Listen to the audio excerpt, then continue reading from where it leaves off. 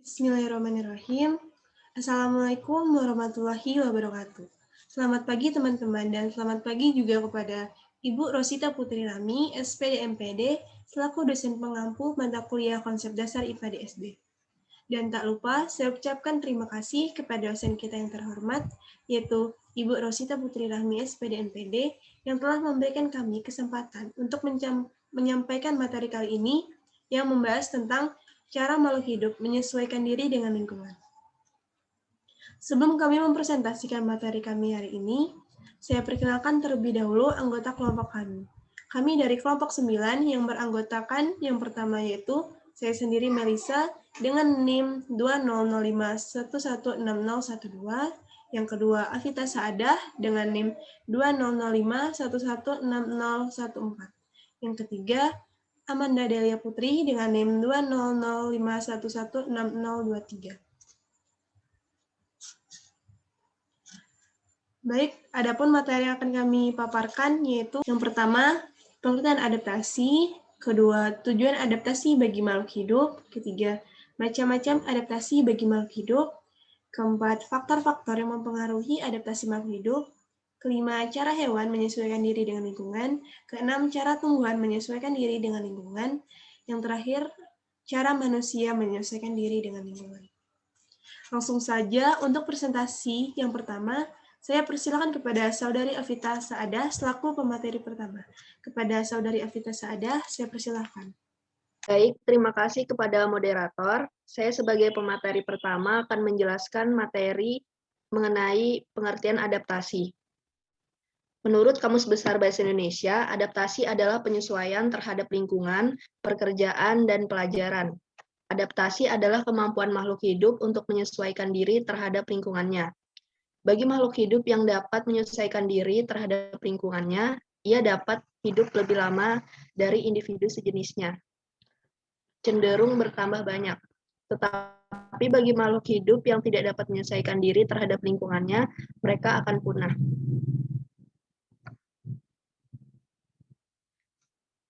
Selanjutnya, yang kedua, tujuan adaptasi bagi makhluk hidup. Yang pertama, mempertahankan kelangsungan hidup agar tetap lestari.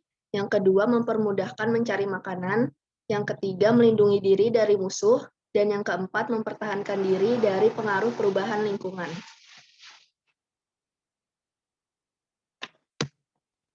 Yang ketiga, macam-macam adaptasi bagi makhluk hidup. Ada beberapa macam penyesuaian diri makhluk hidup dengan alam dan lingkungannya. Di antaranya adalah sebagai berikut. Yang pertama, adaptasi morfologi. Adaptasi morfologi adalah penyesuaian diri makhluk hidup melalui perubahan bentuk atau alat-alat tubuh tertentu, yaitu bentuk tubuh dan struktur tubuh luar makhluk hidup atau alat-alat tubuh makhluk hidup terhadap lingkungan. Adaptasi morfologi dibagi menjadi dua, yaitu yang pertama adaptasi morfologi di darat dan adaptasi morfologi di air. Kedua, adaptasi fisiologi. Adaptasi fisiologi adalah kemampuan makhluk hidup menyesuaikan diri terhadap lingkungannya dengan menggunakan fungsi alat atau organ tubuhnya. Yang ketiga, adaptasi tingkah laku. Adaptasi tingkah laku adalah kemampuan makhluk hidup menyesuaikan diri terhadap lingkungan berdasarkan tingkah laku atau perubahan tingkah lakunya. Adaptasi tingkah laku dilakukan oleh makhluk hidup terhadap perubahan kondisi alam atau habitatnya. Yang keempat, faktor-faktor yang mempengaruhi adaptasi makhluk hidup. Faktor-faktor yang mempengaruhi adaptasi makhluk hidup digolongkan menjadi dua bagian. Yang pertama, faktor-faktor yang mempengaruhi adaptasi makhluk hidup di darat, yaitu ada suhu, intensitas cahaya, air, dan kelembapan udara. Yang kedua, faktor-faktor yang mempengaruhi adaptasi makhluk hidup di air, yaitu ada kadar oksigen, kadar garam, dan kedalaman air. Materi yang kelima yaitu cara hewan menyesuaikan diri terhadap lingkungan. Yang pertama, adaptasi morfologi hewan. Adaptasi morfologi di darat pada hewan yaitu ada adaptasi morfologi terhadap makanan. Yang pertama mengenai bentuk paruh burung. Paruh burung tampak berbeda-beda bentuknya. Hal itu terjadi karena burung menyesuaikan diri dengan makanan yang menjadi pilihannya. Contoh bentuk-bentuk paruh burung. Yang pertama ada paruh burung pelikan. Paruh burung pelikan berbentuk panjang dan lebar yang digunakan untuk mencari dan memakan ikan yang ada di dalam air. Yang kedua ada paruh burung nuri. Paruh burung nuri berbentuk pendek, runcing, dan kuat, digunakan untuk memakan biji-bijian. Contoh bentuk-bentuk paruh burung yang selanjutnya yaitu paruh itik. Paruh itik berbentuk seperti sisir, digunakan untuk memakan hewan yang ada di rawa-rawa seperti alga dan udang-udang kecil. Yang keempat, paruh burung elang. Paruh burung elang berbentuk runcing, kuat, dan tajam, digunakan untuk merobek dan memakan daging mangsanya. Baik, materi selanjutnya akan dibacakan oleh Amanda Delia Putri. Baik, saya akan menjelaskan materi yang selanjutnya. 2. Bentuk mulut serangga. Berbagai jenis serangga memiliki bentuk mulut yang berbeda-beda. Seperti halnya dengan burung, mulut serangga berbeda juga karena menyesuaikan jenis makanannya. Contoh bentuk mulut serangga. 1. Mulut nyamuk. Memiliki mulut seperti penusuk dan penghisap. 2. Mulut lebah. Memiliki mulut seperti penjilat dan penghisap. 3. Mulut lalat. Memiliki mulut sebagai penjilat.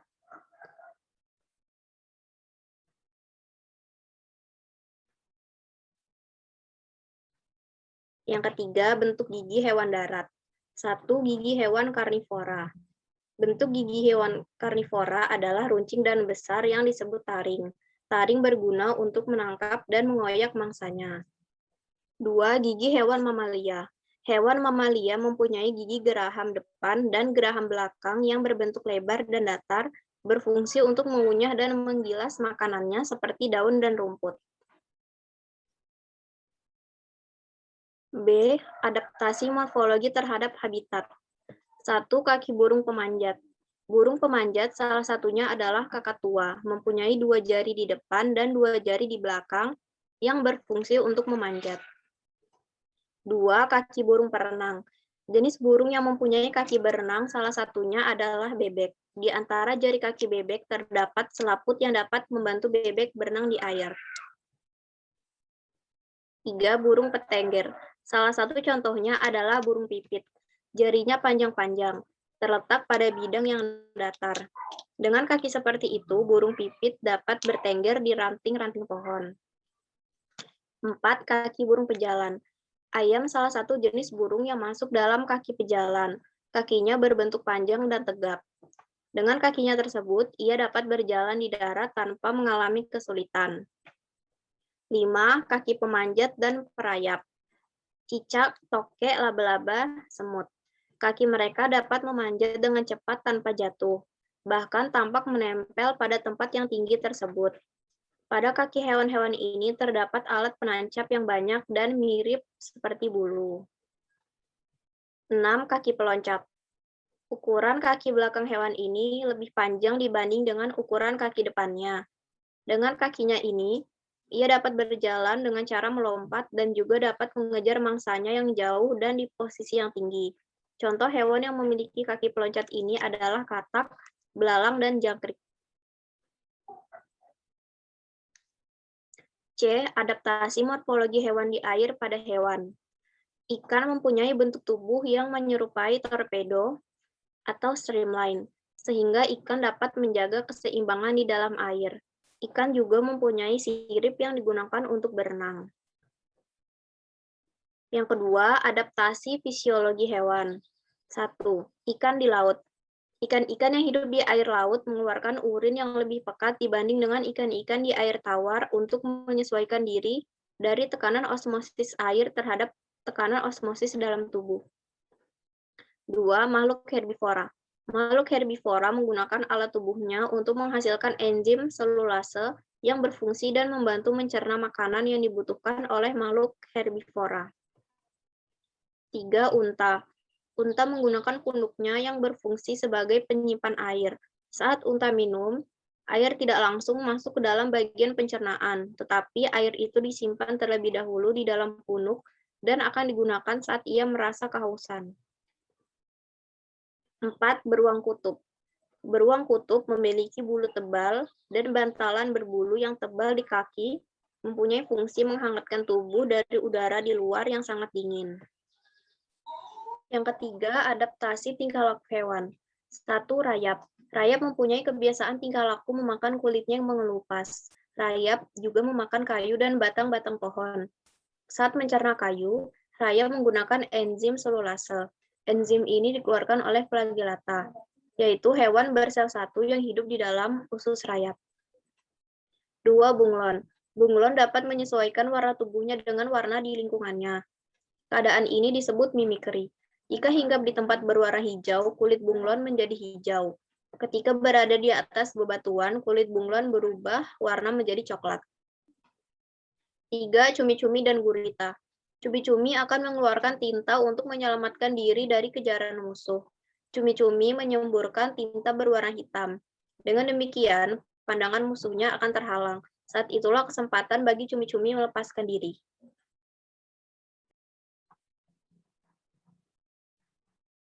Materi yang selanjutnya adalah cara tumbuhan menyesuaikan diri dengan lingkungan.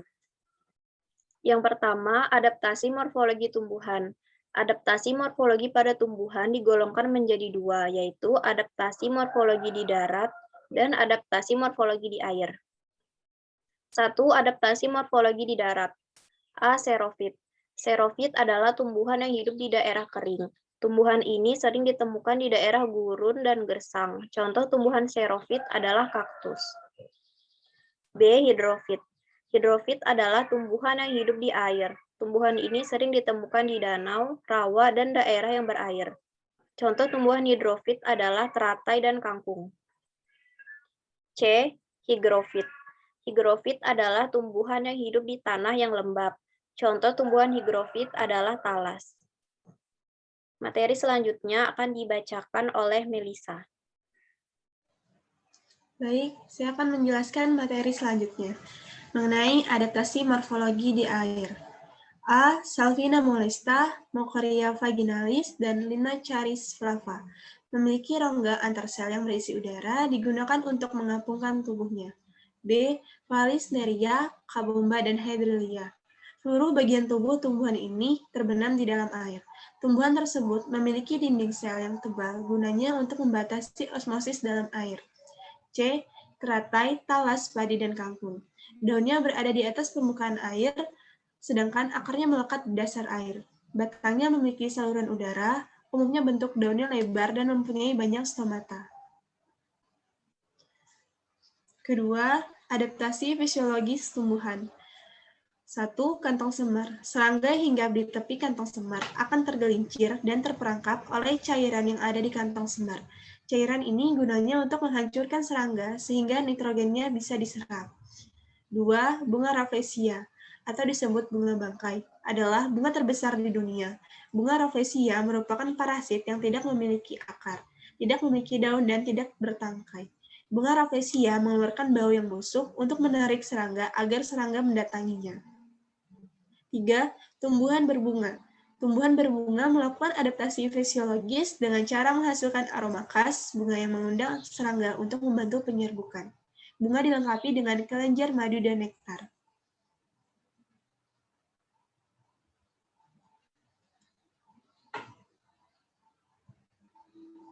3. Adaptasi tingkah laku tumbuhan. 1. Putri malu. Putri malu mempunyai ciri khas pada daunnya, yaitu daunnya akan mengatuk atau menguncup ketika tersentuh oleh sesuatu. Putri malu beradaptasi terhadap rangsangan sentuhan. Dahannya halus, bercabang, dan berduri tajam. Letak duri itu untuk melindungi diri dari serangga musuh. 2. Pohon jati. Adaptasi ini bertujuan untuk mengurangi penguapan air. Pohon jati bisa bertahan lama di musim kemarau yang panjang dengan menghemat kandungan air yang ada padanya, dengan menggugurkan daun-daunnya. Apabila daun-daunnya tidak digugurkan, maka pohon jati akan melakukan proses penguapan dengan mengeluarkan uap air yang banyak, sehingga pohon jati menjadi kekurangan air dan tidak mampu bertahan hidup di musim kemarau. 3. Bunga matahari akan selalu menghadap ke arah sinar matahari.